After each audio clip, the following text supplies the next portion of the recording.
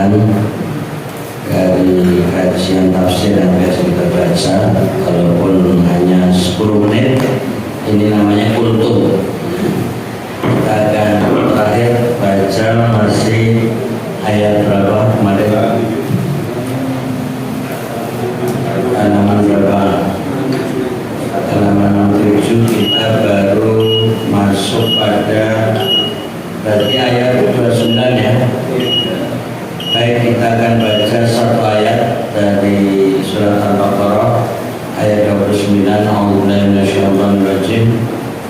Huwallazi khalaqa lakum ma fil ardi jami'an tsumma istawa ila as-samaa'i fasawwahunna sab'a samawat wa huwa bikulli syai'in 'alim. Dialah Tuhan yang menjadikan segala yang ada di bumi untuk kamu. Kemudian Dia menuju ke langit, lalu menciptakan 7 langit, dan Dia mengetahui segala sesuatu. Keterangan ringkas: sesudah Allah merinci ayat-ayatnya tentang diri manusia dengan mengingatkan awal kejadian sampai kesudahannya, kemudian Dia menyebutkan ayat-ayatnya yang ada di cakrawala yang menunjukkan kekuasaannya yang meliputi segala-galanya dan menunjukkan betapa banyak karunia-Nya kepada umat manusia dengan menjadikan segala yang di bumi sebagai bekal dan persediaan untuk dimanfaatkan. Baik, di ayat ini sebenarnya nuansanya masih nuansa ayat Makkiyah, walaupun surat Al-Baqarah kelompok surat Madaniyah. Apa ciri khas Makkiyah dan bagaimana ciri khas Madaniyah? Sebelum kita masuk pada rincian tafsir. Jadi Makkiyah itu lebih banyak menanamkan akidah, tathbitul akidah, menguatkan akidah, dan lebih banyak tentang arkanul iman, tentang rukun-rukun iman. Itu diantara ciri khas dari ayat-ayat Makkiyah. Dan ayat ini memperkenalkan tentang ciptaan Allah, lalu juga meyakinkan adanya Allah yang setelah selesai penciptaan ilas sama, ke langit. Nah, ini yang akan menjadi perdebatan panjang di kalangan ahli kalam dan juga orang-orang yang membahas tentang keberadaan Allah. Nah, sebenarnya ciri khas dari Madaniyah adalah ayat-ayat yang kandungannya tentang hukum, seperti hukum sholat, hukum zakat, kemudian bicara tentang hudud, yaitu sanksi-sanksi bagi para pelaku kriminal, ya.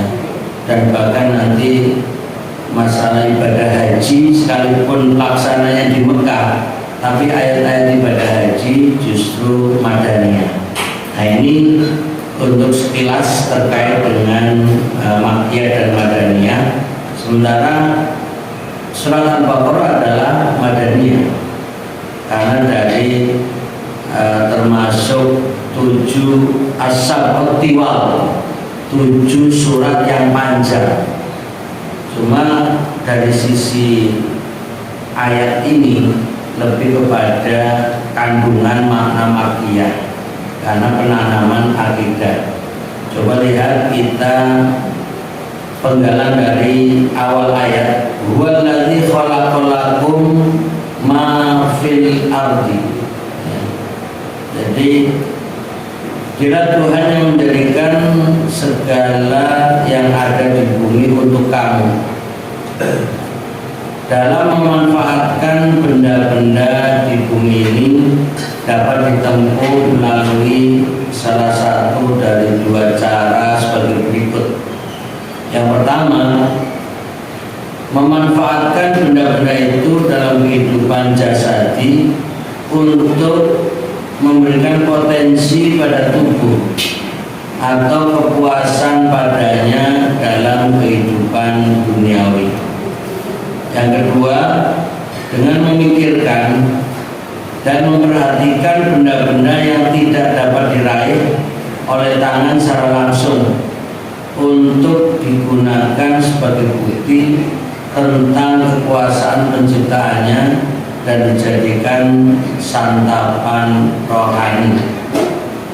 Jadi kita diajak untuk tadabbur alam, dan endingnya akhir daripada tadabbur adalah untuk menguatkan iman kita.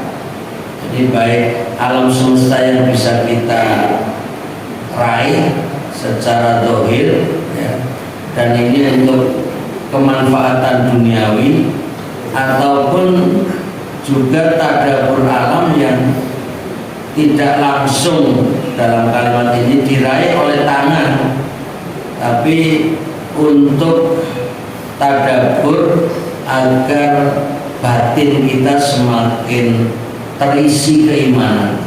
Jadi yang nomor satu sifatnya alam semesta yang ada bisa kita makan minum, sementara yang tadabbur kedua untuk makanan dan minuman batin.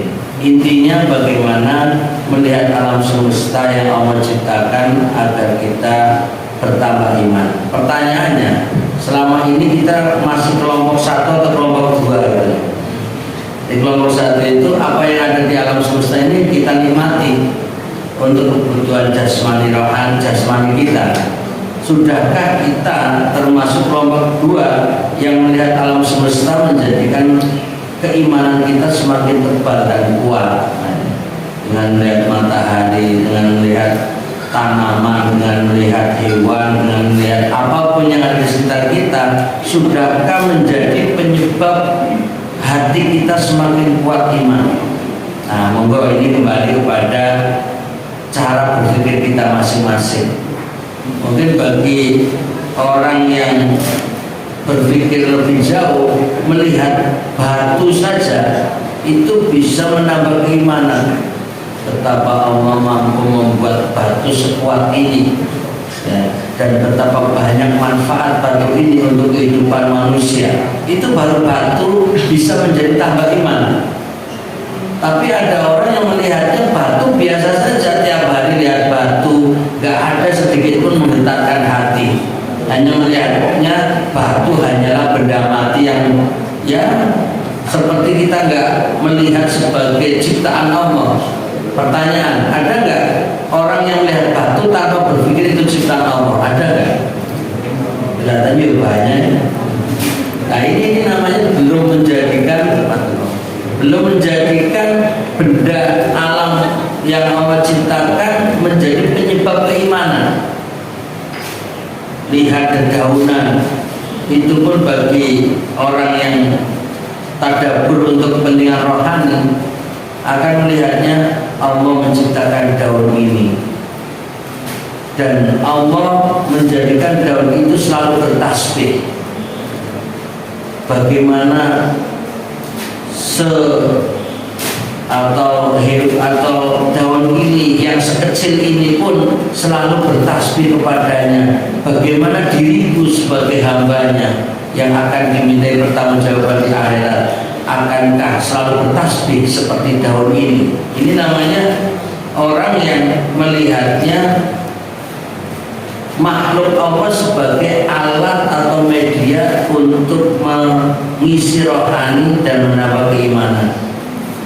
Ya, ini bukan berarti kita harus bicara dengan hewan, bicara dengan, ini kan ada yang lagi isu-isu rame gitu. ada orang yang merasa bisa bicara dengan semut, ada orang yang bisa bicara dengan malaikat, lalu menjadi berita viral, katanya namanya Ghufran, tapi bukan Furqan lah itu. Ada yang komentar itu hanyalah trik isu mengalihkan berita utama dari berita politik Indonesia. Ya, jadi mengalihkan dari umat Islam itu sibuk, ini ajaran sesat, ini ajaran yang ya memang sesat, tapi kemudian mengalihkan isu ya, dari dunia politik yang sedang bergejolak ya, dan seterusnya dan seterusnya. Nah ini sisipannya.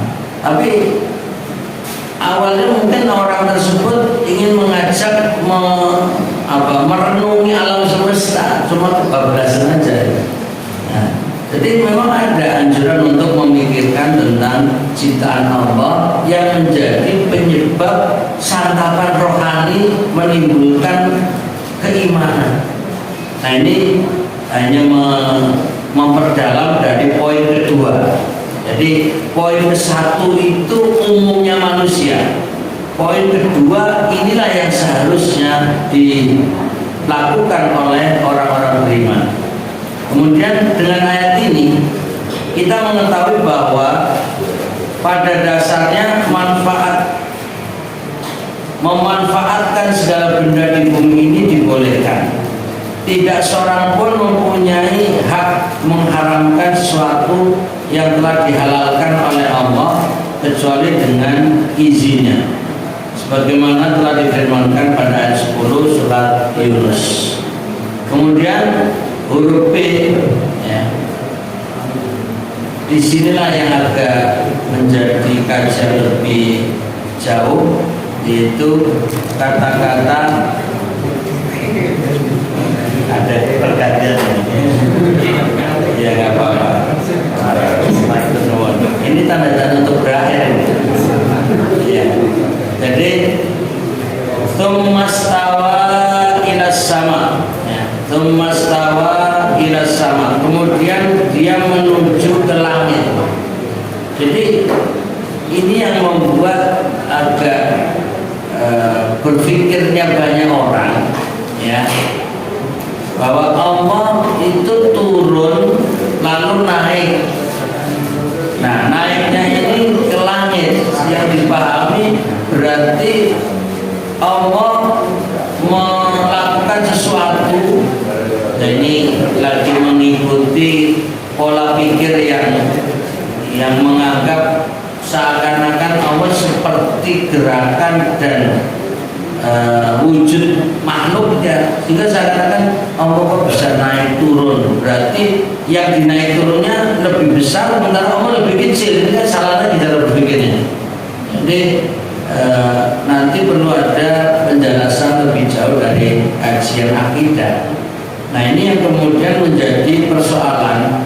Ada yang meyakini Allah di langit, berarti di bumi nggak ada Allah, kan itu bahaya ini. Tapi juga ada lagi yang meyakini bahwa Allah di mana-mana, tidak hanya di langit. Nah ini juga perdebatannya cukup panjang. Ini bicara masalah akidah memang cukup perlu pembicaraan lebih mendalam. Tapi kita coba lihat dari kata sama dulu, yaitu langit. Kata sama artinya sesuatu yang jauh berada di atas kepala kita. Dan istawa, nah ini yang menjadi pembicaraan bagi orang yang membaca, membahas, mentadaburi kata istawa. Ini menjadi dialog yang cukup panjang dan rumit ya.